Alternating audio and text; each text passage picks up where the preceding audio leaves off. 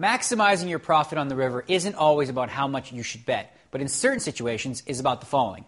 Is my opponent more likely to call my bet or bet if I check to him? The standard situation for this ploy is when you have a marginal to strong hand but feel as though your opponent either has you crushed or has missed his draw. In these types of situations, betting the river won't do you any good since your opponent has you crushed, he's going to just raise you, and when he missed his draw, he's just going to fold anyway. Let's take a look at an example where checking a strong hand might earn you extra value, where a bet would be less effective. Okay, so you're playing in a $10, $20 blind, no-limit cash game, and decide to limp in from the small blind with ace-3 of hearts. The big blind makes it 60 to go, and you call. The flop comes ace, 10, 4, and you check.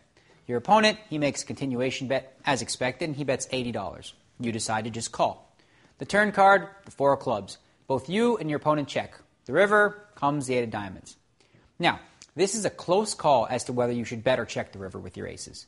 Your ultimate decision should depend on your read of your opponent. If your opponent is one that doesn't really bluff and you don't think he would value bet a hand like jacks, queens, or kings, then you should probably bet about 120 and hope to get a call. However, most players don't fit that category and would not only value bet a hand like queens, they may also decide to try and bluff the river by betting with a hand like queen-jack, a missed straight.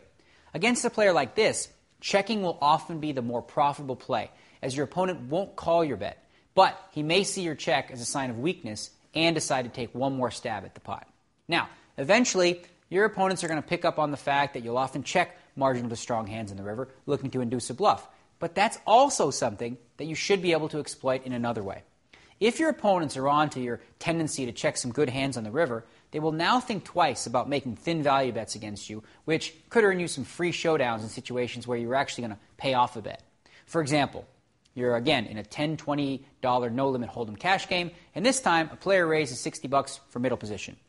You defend your blind with ace-4 spades. The flop, queen, 10, 4, giving you bottom pair and a backdoor flush draw. Okay, so you check call the flop bet of $80. The turn, the 10 of diamonds, and both you and your opponent check. The river, a meaningless 3. Okay, this is a situation where there is little to no value in making a bet yourself. Although it looks like you might have the best hand, you'd much prefer seeing your opponent check the river behind you. Let's say your opponent has jacks. With the 10 pairing on the turn, he can't beat you if you call with a 10 on the flop, and he also can't beat the queen. However, if your opponent bets out 150, you very well might call the bet thinking, he missed a straight or a flush and has nothing but ace high. If your opponent is perceptive, though, and has caught on to the fact that you've been checking some hands on the river that you could have bet yourself, he may decide not to value bet the river since he may feel there's very little he could beat if you did call. See, that's actually where you want to get to eventually. You want your opponents to think twice about making thin value bets against you. Playing small ball is a lot about keeping the pot small, especially out of position in marginal situations. Since those situations are much more common than you having a monster hand on the river and looking to play a big pot, it's in your best interest to have your opponents play cautiously against you on the river. Obviously, if your opponents begin to make this adjustment to checking hands they may have otherwise value bet, that means you'll have to start betting your own hands for value a little more often since your opponents won't habitually do it for you anymore. I have a real-life example of this exact scenario playing online at PokerStars that I'd like to share with you. Okay? I was playing heads up with a player who I knew little about outside of him being a winning, aggressive player. Okay? Well, in about the first 30 minutes of play, a pattern kept developing. I would check the river with top pair, middle pair, and he would value bet a worse hand on the river. For example, I would check call a flop of jack 9-4 with jack 10. The turn came a deuce and would go check, check. The river comes a 3, and I checked again, hoping for my opponent to bluff at the pot. He didn't bluff, but he actually value bet his queen 9, assuming it was the best hand, second pair with a queen kicker. Now, there was absolutely nothing wrong with this play at all. That's a pretty standard value bet on the river for him. As you can see, though, checking my jack 10 didn't cost me anything, since if I had bet the river, he would have just called the bet. The money still went in the middle, but my play sent my opponent a clear message. Just because I checked the river, it doesn't mean I have nothing. Okay? I continued to play that style against him out of position, and eventually he did make an adjustment. That's precisely what I was hoping for. He had picked up on my tendency to play cautiously on the river by checking and calling, which forced him to change his strategy and avoid making value bets with hands that he'd normally bet. The adjustment he made actually saved me lots of river bets in situations where I would have called, but didn't have to since he checked. Here is a hand from later in that same session. He raised before the flop, and I called with 10-8. The flop came Jack 10-6. I checked, he made a small bet.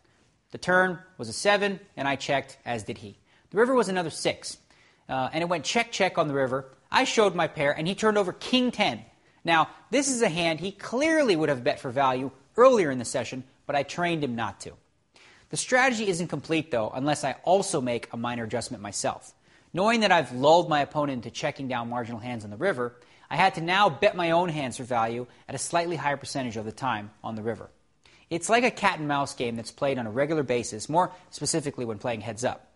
In sticking with the small ball concept, though, you always want to try and tame your opponent into keeping the pot smaller, especially when you're out of position.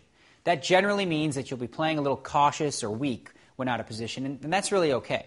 Remember, your goal out of position is to minimize loss, while in position, your goal is to maximize profit.